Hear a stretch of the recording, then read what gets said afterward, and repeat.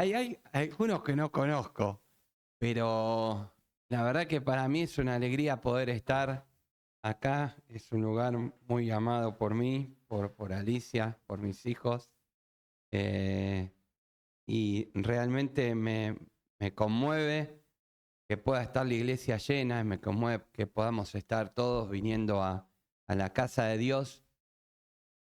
Y no venimos a perder el tiempo, no venimos a perder 1 o 2 o 3 horas de nuestra vida, sino al contrario, venimos a ganar. Y tenemos mucho por ganar. El Señor nos dio una nueva vida como celebrábamos anteriormente, y Él nos regaló y lo hará otra vez, como cantábamos también. ¿Cuántas veces Dios nos tiene que perdonar de las macanas que nos mandamos? Que no son pocas y no son muchas. Así que, como dije, para mí es una alegría y un honor poder estar acá, y en esta mañana el Señor me puede utilizar para hablarnos y para hablarme, y que no sea yo el que hable, sino Dios el que hable por medio mío. Así que feliz día a todas las madres. Creo que es la única, pensaba, es la única profesión, por así decirlo, que tiene múltiples facetas. Una madre es consejera, una madre es amiga, una madre es cocinera, una madre es acomodadora, una madre es la que limpia, la que cuando dejamos todo tirado, viene mamá y agarra las cosas y las lleva donde tienen que ir. Enfermera, a ver, ¿cuántas cosas más es una madre? Psicóloga, ahí está. Maestra, moza, ¿cuántas cosas? Jardinera, también, mi señora ahí está con las plantitas. Estudiante, ¿sí? Exactamente, es estudiante. ¿Cuántas cosas es una madre? Por eso, como bien dijo Fabri, una madre no es aquella que da a luz o que engendra a un ser en su vientre, sino la que le da todas esas acciones, todas esas cualidades, todo ese cariño que puede dar una verdadera madre, ¿sí? Todo ese amor que no lo da cualquiera, simplemente una madre. Así que muy feliz día para todos ellas. Bueno, vamos a abrir nuestras Biblias en un pasaje conocido. Mire, el año pasado hablé también para el Día de la Madre, justo, y hablé de Jocabed. Ahí busqué el archivo y hablé de Jocabed, la mamá de Moisés, que tuvo que dejar a su hijo, dejarlo en una canastita, y qué terrible, ver que su hijo se iba en el río y tener que despedirse de él y no saber el futuro de él. Pero bueno, Dios tenía grandes planes para Moisés. Y hoy vamos a hablar también de 2 mujeres. Así que vamos a ir a Lucas 8:40. Tengo mi machete acá, pero primero vamos a abrirla. Ahí está, buenísimo. Voy a leer acá. Lucas 8:40.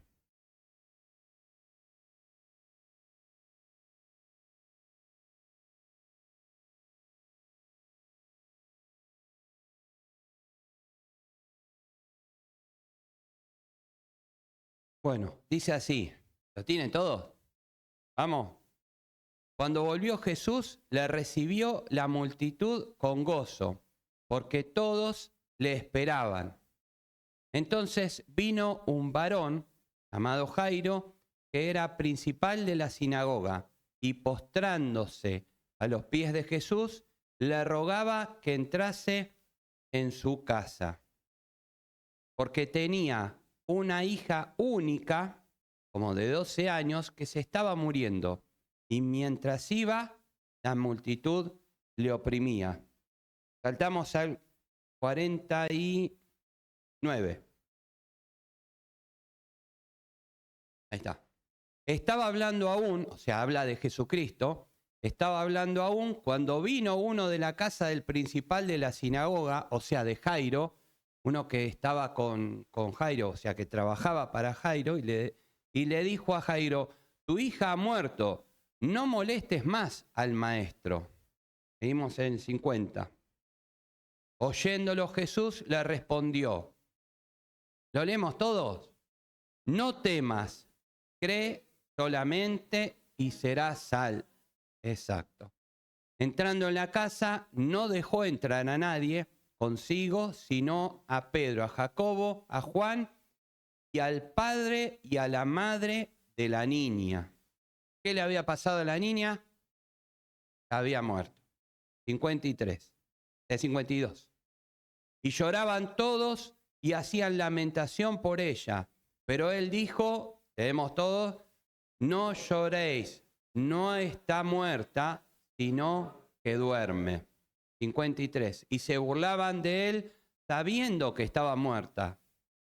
Mas él, tomándola de la mano, clamó diciendo, muchacha, levántate. Entonces su espíritu volvió e inmediatamente se levantó y él mandó que se le diese de comer.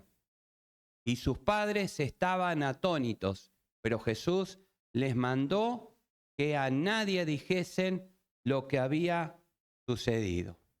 Muy bien, hasta acá nomás por ahora, con esta palabra. Ahí sí, ahora me abro el machete.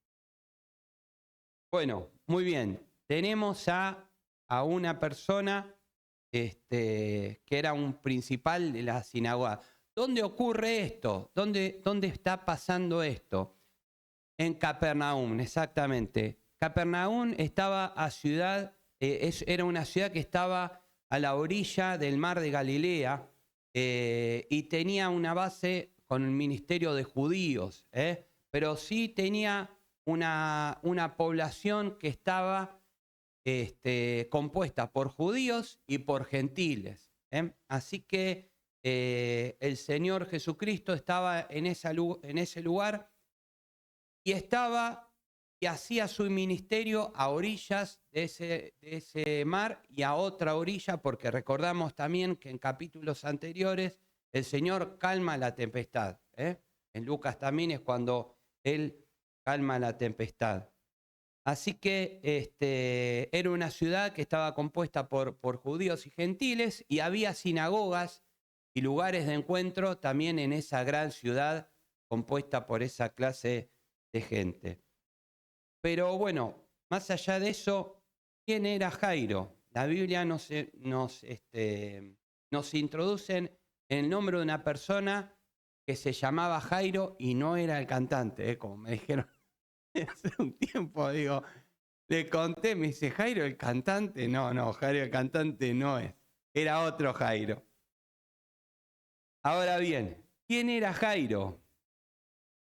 Antes de eso tenemos que entender en sí la situación histórica donde estamos hablando. Aparentemente era entre el 28 y el 30 después de Cristo, o sea, el Señor Jesucristo tenía más o menos esa edad, transcurre bajo el dominio del Imperio Romano, ¿sí? Y como les dije, en una Palestina donde se mezclaban los judíos y los gentiles, y había tres clases de cultura, miren, la helénica, la romana y la judía. Y estaba la religión judía I del siglo I, que estaba profundamente estructurada en torno a la ley de Moisés. O sea, se guiaban todo lo que decía la ley de Moisés y las sinagogas, ¿sí? Ahora, ¿qué era la sinagoga? Porque todos hablamos de la sinagoga, quizás todos lo saben, pero bueno, está bueno refrescarlo. La sinagoga, del griego sinagogué, que significa reunión o asamblea, era un centro religioso, educativo y social de la comunidad judía, especialmente fuera de Jerusalén. Ahí no se hacían sacrificios, sino los sacrificios se hacían en el templo. La sinagoga se utilizaba para lo siguiente: se leía y explicaba la ley de Moisés o el Torá, El Torá también se le dice al Pentateuco. ¿Qué es el Pentateuco? Los primeros 5 libros de la Biblia: Génesis, Éxodo, Levítico, Número, Deuteronomio. Se enseñaba a los niños y a los jóvenes. Se reunían los ancianos del lugar para resolver asuntos locales. Era como un centro de convención para reunir los problemas de la ciudad. ¿Vieron cuando a veces vemos las películas que enganchamos y se reúnen en un lugar, en una ciudad, en un lugar cuando hay un problema y todos debaten? Bueno, así también. Era el lugar de oración, instrucción y reunión de todo el pueblo, ¿sí? Entonces, vuelvo a decir, se leía, explicaba la ley de Moisés, se enseñaba a los niños y a los jóvenes, se reunían los ancianos y líderes para resolver asuntos locales y era el lugar de reunión, de oración, instrucción de todo el pueblo.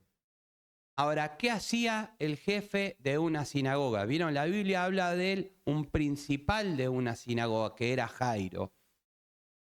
El título que recibe Jairo en Lucas era el principal de la sinagoga. Y en griego es archisinagogos, se dice.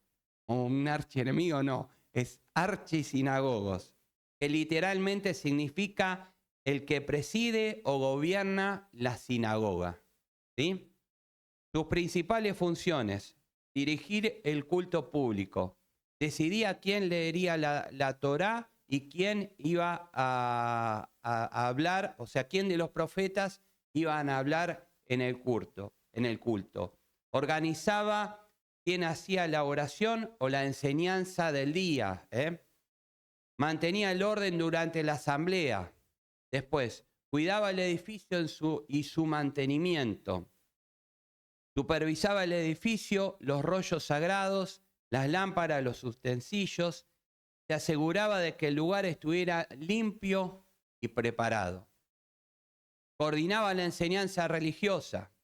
Podía invitar a rabinos o maestros viajeros, como a Jesús, por ejemplo, a hablar a la sinagoga. Supervisaba que la doctrina enseñada fuera conforme a la ley de Moisés, como dijimos. Coordinaba la enseñanza religiosa. Podía invitar a rabinos o a maestros viajeros, como a Jesús, a hablar. Perdón, ya lo dije. Ejercía la autoridad moral y disciplinaria local. Junto con los ancianos, por ejemplo, podía reprender o excluir temporalmente a miembros que violaran la ley. O sea, podía sacar a las personas que no estaban conforme a la ley de Moisés, los podía echar de la sinagoga. No era un lugar abierto para todos, sino lo despedía.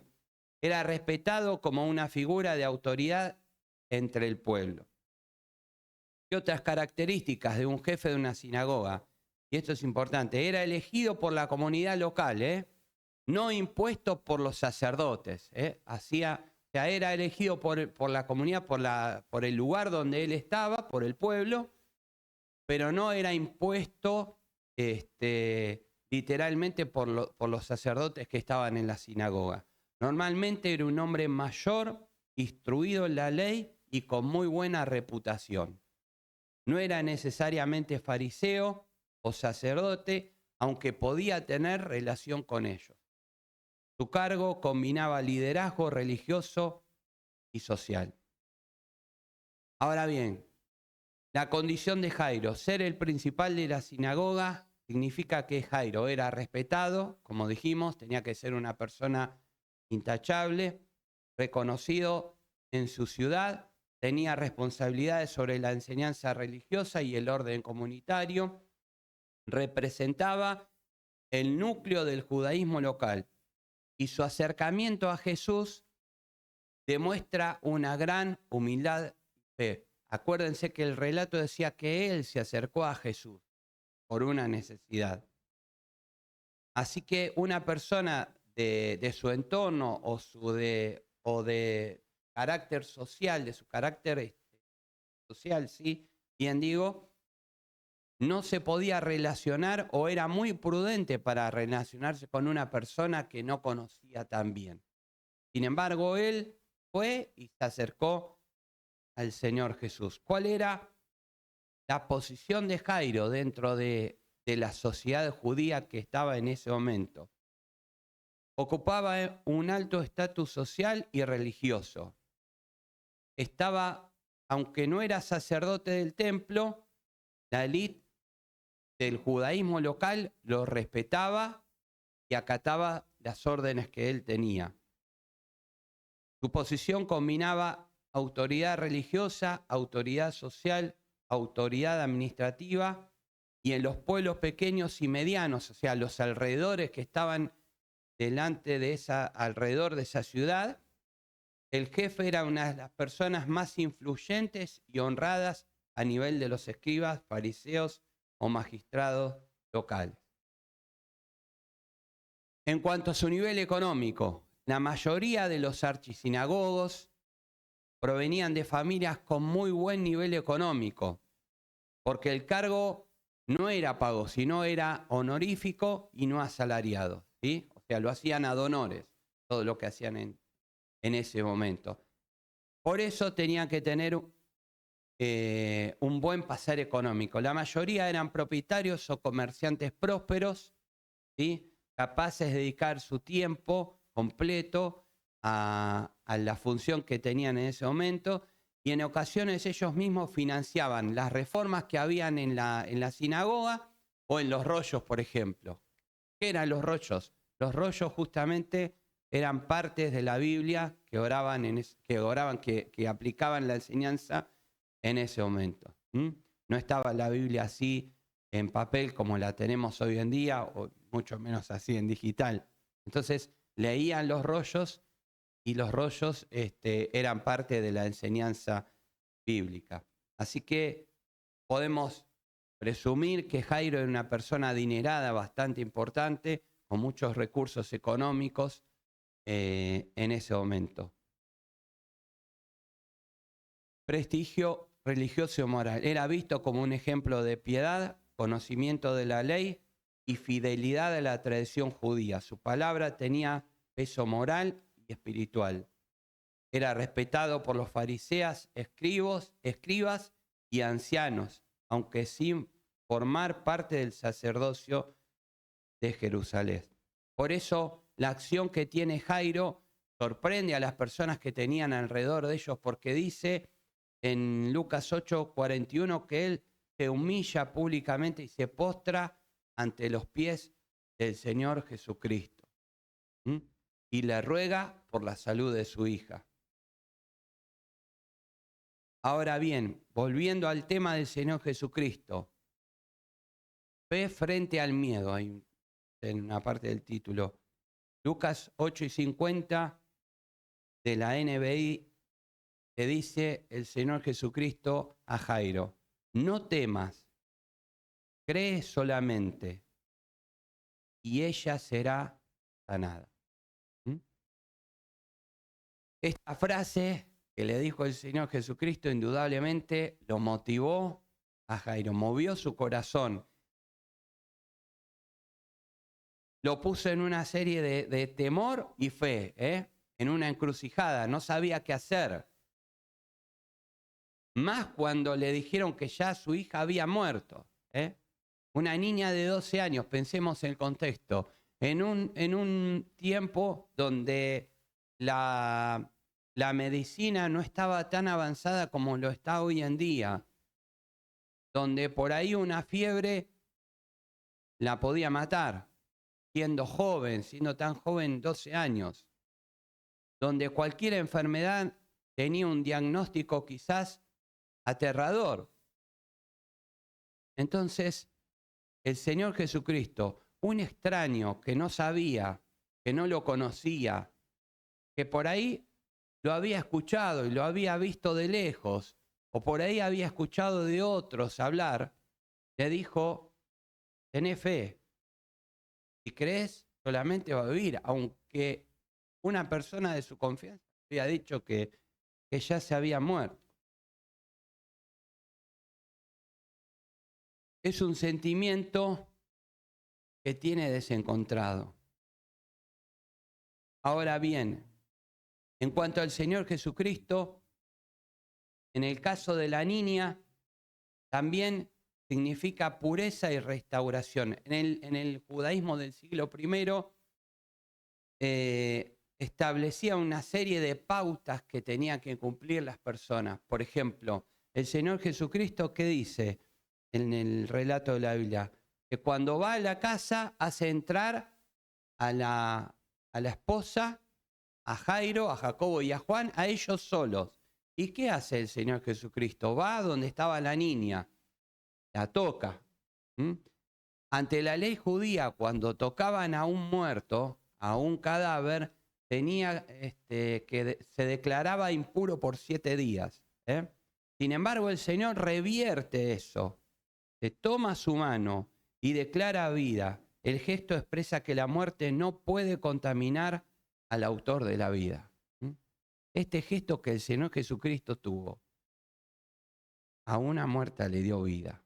Por eso revirtió todo y lo presenta como el autor verdadero de la vida, el que regala vida, el que da una nueva vida. Cristo como el Señor de la vida. Lucas lo presenta en varias facetas como el creador de la vida. Por ejemplo, sobre la naturaleza, cuando calma la tormenta. Sobre los demonios, libera de los demonios al gadareno. ¿Se acuerdan? En Lucas 8:26. Y sobre la enfermedad y la muerte en Lucas 8:40. Dice el Señor Jesucristo: yo soy la resurrección y la vida. El que cree en mí vivirá aunque muera, dice la NBI. Desde la cristología, este pasaje revela a Jesús, a este Mesías, como el que pregunta, el que toca y el que conmueve. El que da la nueva vida. Niña, levántate, le dice a la hija de Jairo. Y el que da una nueva restauración. El Señor vino para salvar, para liberar, para restaurar. Ahí entró a la casa de Jairo e hizo todas esas cosas. La resucitó, la restauró, la salvó y le dio una nueva vida. Ahí tenemos a una persona joven, adolescente, que había pasado por el valle de la sombra y de la muerte. Sin embargo, ese Dios verdadero, ese Jesucristo verdadero, vino y le dio una nueva esperanza a esa familia. Muy bien, seguimos. Vamos ahora al otro relato. No quiero ser muy extenso. Vamos a Lucas. Ahora sí.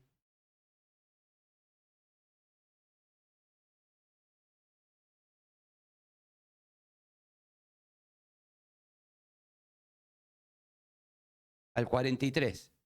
Abrí. Es la misma situación, ¿eh? Yo se los corté, pero vamos a seguir en esto. Pero una mujer, recordemos, el Señor Jesucristo fue a la casa de Jairo. Pero mientras tanto, cuando estaba con Jairo, había una mujer que padecía flujo de sangre desde hacía 12 años y que había gastado en médicos todo cuanto tenía y por ninguno había podido ser curada. 44. Se le acercó por detrás y tocó el borde de su manto y al instante se detuvo el flujo de su sangre. Entonces Jesús le dijo: ¿quién es el que me ha tocado? Y negando todos, dijo Pedro, y los que con él estaban: maestro, la multitud te aprieta y oprime. Y dices: ¿quién es el que me ha tocado? O sea, hay un montón de gente y te tocan todos. Pero Jesús dijo: alguien me ha tocado porque yo he conocido que ha salido poder de mí. Seguimos. Entonces, cuando la mujer vio que no había quedado oculta, vino temblando y postrándose a sus pies, le declaró delante de todo el pueblo por qué causa le había tocado, como al instante había sido sana. Y él le dijo: hija, tu fe te ha salvado, ve en paz. Muy bien, la condición de la mujer.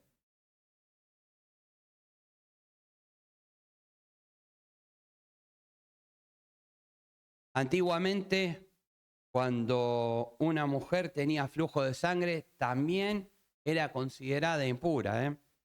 Realmente, esta situación que estaba pasando esta mujer desde hacía 12 años. En Levítico justamente habla, en Levítico 15 habla de la impureza de la mujer y le dice que cuando tenga flujo de sangre, todo lo que tocaba era impuro. O sea, si tocaba una silla era impuro, la ropa la tenía que lavar, a la persona que tocara, mientras le dure el flujo de sangre. O sea, esta persona hacía 12 años de su vida que no podía tener una relación normal. No podía entrar al templo o participar de ciertos rituales. Lo que tocaba, como les dije, también quedaba contaminado. Es probable que también sufriera un aislamiento social, porque estaba en una situación desfavorable por tener flujo de sangre y quizás estaba ahí en un lugar, en un rincón, como a veces comparamos cómo estaban los leprosos en ese momento. Estaban en una parte afuera de la ciudad, excluidos de toda la sociedad. Quizás era el caso de esta mujer. Así que 12 años de sangre vivía en una constante desigualdad, en una constante tristeza, en una constante desilusión, porque no podía hacer nada, tenía ese problema. Entonces era marginada socialmente desde todo punto de vista, como mujer, como persona. Estaba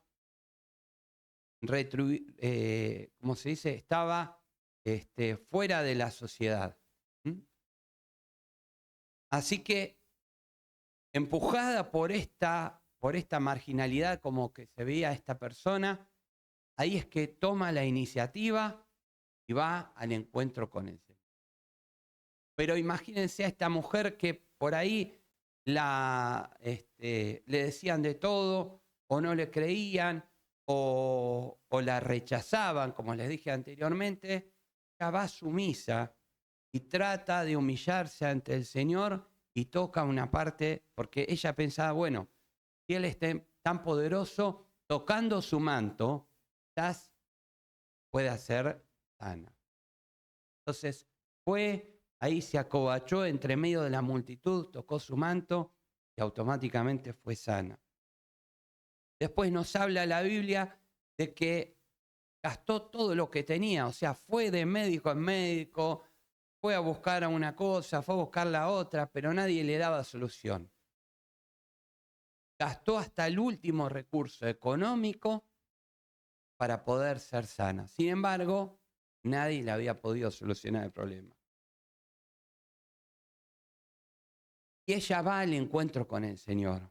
Ahora, qué casualidad también el número 12, ¿no? Vimos también a la hija de Jairo que tenía 12 años y también a esta señora que hacía 12 años que tenía flujo de sangre. Esto es una acotación. Algunos historiadores o algunos teólogos dicen que el 12 tiene que ver con muchos números de la Biblia, por ejemplo, las 12 tribus de Israel, pero simplemente el Señor pone en ese relato, Lucas, cuando lo escribe, pone el número 12 como algo llamativo. Los 12 años de la hija de Jairo y los 12 años que hacía esta mujer que llevaba el flujo de sangre. Ahora, esta mujer anónima, esta mujer que la Biblia no da nombre, esta mujer que se llamaba mujer, tenía un nombre obviamente, pero en la Biblia se llama mujer. ¿Qué hizo el Señor? le dio una identidad. ¿Cómo la llama? Le dice hija. Jesús la llama hija. Ahí empieza la nueva vida de esta mujer. Ahí la restaura. Le da una identidad nueva. ¿Por qué? Porque le dijo, tu fe te ha salvado. Automáticamente le dio una nueva vida. Automáticamente le dio una nueva identidad. Hija, ve en paz, fe te ha salvado. En estas cosas, en estas situaciones, dos situaciones, podemos decir que la fe audaz atraviesa barreras sociales y religiosas. Jesús ve al individuo incluso cuando está oculto. La sanación de Jesús es integral, corporal y restauradora de dignidad. Y después que la iniciativa de que la persistencia vale la pena. ¿Sí? La fe audaz atraviesa barreras sociales y religiosas. Dos personas diferentes, ¿sí? De dos clases sociales diferentes, de dos generaciones diferentes, pasaron por el Maestro y tuvieron una sanidad. Dos personas diferentes, con dos clases sociales diferentes, pero tenían su problema. Dos familias restauradas, porque no sabemos si la mujer era casada o no, pero dos personas restauradas completamente. Dos personas que tuvieron una nueva vida. Dos personas que tuvieron una nueva esperanza. Así es nuestro Dios. Nos da vida, nos da esperanza, nos da una nueva identidad. Nos da algo que cualquiera puede dar. Vida nueva y algo nuevo. Vamos a escuchar una canción que le pedí a Fabri que escuchemos y después cierro.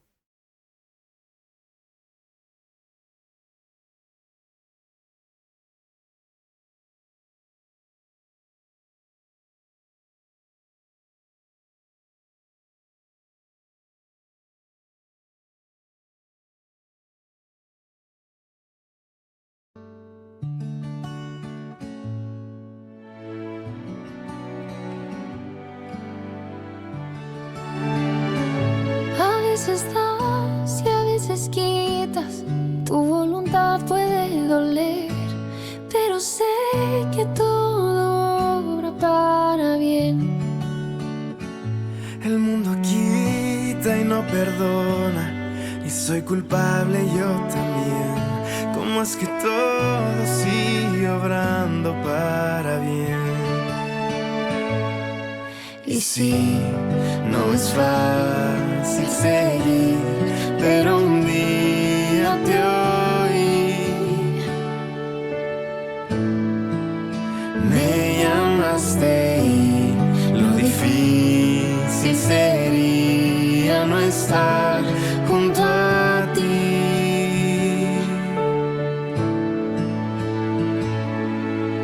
Tu bondad nunca me abandona, nunca decepciona. Tu verdad siempre me ha cuidado, aun cuando he dudado. Y si estoy en 1000 pedazos, es porque no es el final. Alma mía, en 1000 pedazos, nunca dejes de adorar. Alma mía, nunca dejes de adorar.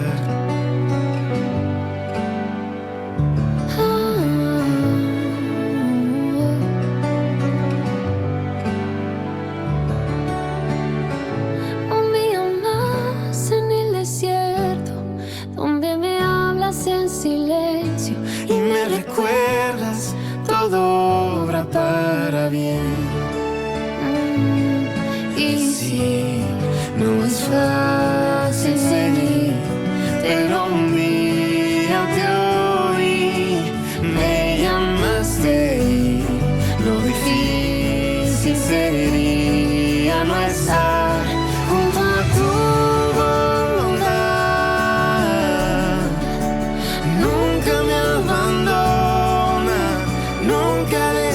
decepciona.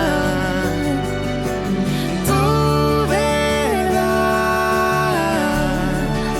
siempre me ha cuidado, aun cuando he dudado. Tu bondad nunca me abandona, nunca decepciona. Tu verdad siempre me ha cuidado, aun cuando he dudado.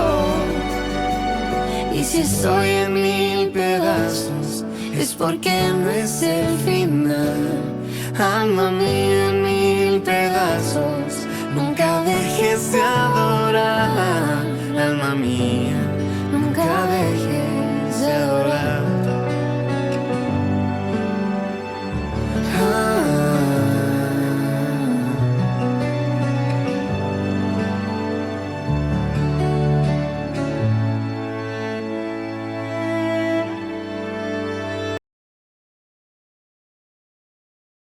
A veces estamos en mil pedazos.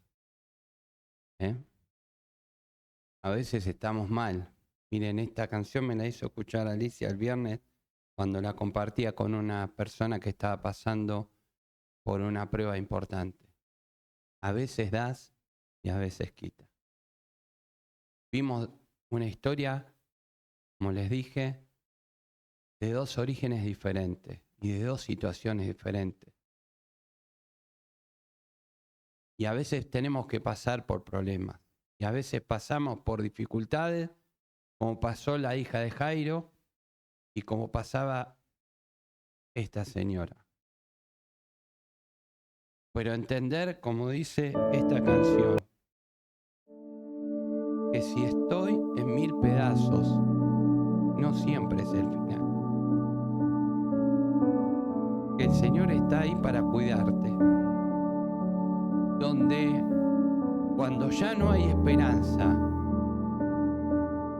cuando para el mundo ya no hay nada más para hacer, como decía este hombre, mirá, tu hija ya se murió, no hay más nada. Ahí es donde aparece la mano de Dios. Ahí es donde aparece la mano del sanador y te dice, levántate. Y te dice, acá estoy yo. Y te dice, yo soy el que te cuido. Mire, Fabri decía al principio que yo no tenía ni idea de los coros que iban a pedir. Por el mensaje, por lo que hablé en la cena. Pero yo tampoco tenía idea de los coros que iba a pedir. ¿Y qué dice el coro que cantábamos antes? Si lo pierdo todo, pero tengo a Cristo. Yo sé que Él es el único que necesito. ¿Es difícil? Sí que es difícil. Por supuesto que es difícil. Porque cuando pasamos por la necesidad, o cuando pasamos por el valle de sombra de muerte, o cuando pasamos por la desesperación, como pasaron estas dos personas o esta familia, ahí está el Señor. Tu bondad nunca me abandona. Nunca decepciona, tu verdad siempre me ha cuidado, aun cuando he dudado. ¿Cuántas veces dudamos? ¿Cuántas veces? Un montón de veces. Pero ahí está la mano del Señor que nos levanta.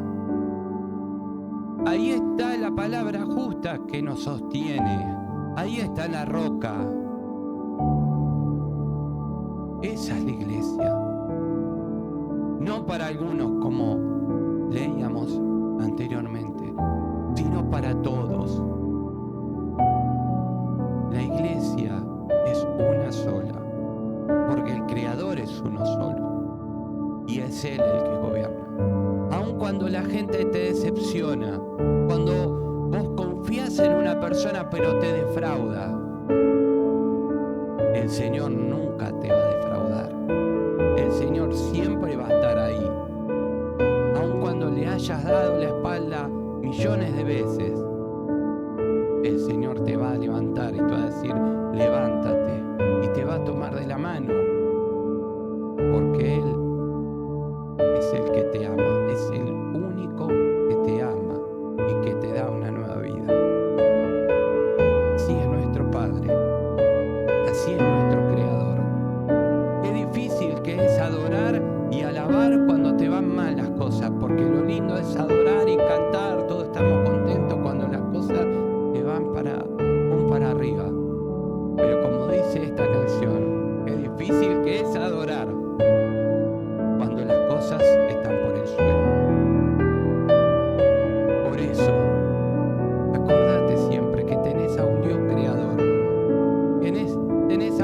sanador, como lo leímos, que tenemos a un Dios restaurador que te da una nueva vida, una nueva esperanza, una nueva gana de vivir.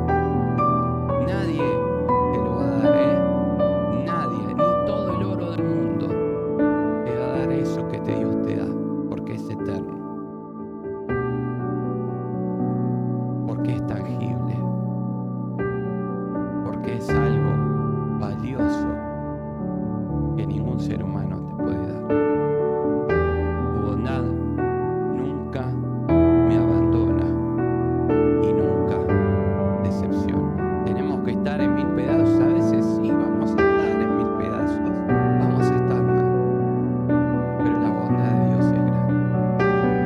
Que en esta mañana puedas recordar en los momentos difíciles de tu vida que Dios es restaurador, que Dios es sanador, pero que Dios siempre está a tu lado aun cuando pensás que estás solo, cuando pensás que no hay nadie.